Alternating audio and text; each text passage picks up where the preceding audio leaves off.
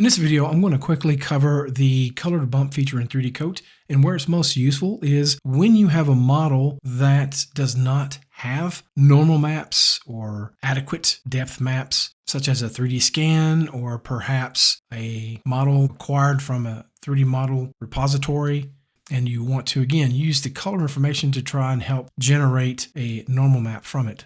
So in 3D Coat, you want to import your model into the Paint workspace.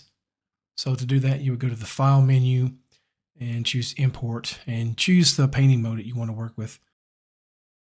Once you've done that, all the associated texture maps will be presented in the Layers panel, and then at that point, you would want to pick the layer that has the color map that you want to generate a normal map from. Okay, so with that done, let's go to the Textures menu, down to Adjust, and then all the way to the bottom for color to bump. I'll just go with the default value here and hit OK.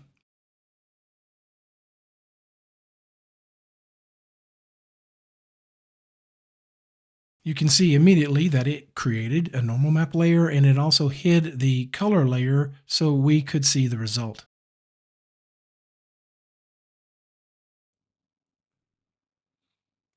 One thing that we can do if we want to accentuate this depth is we can increase the depth opacity beyond 100 if we need a little bit extra. Another thing that we can do is also use the height tool to essentially magnify or reduce the amount of depth that we have here. Let's choose magnify. To scale my brush up, I'm going to right click and drag to the right.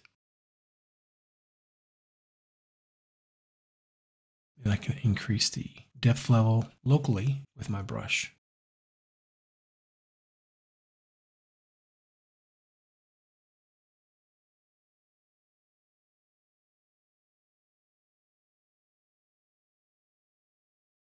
So let's go to our texture editor.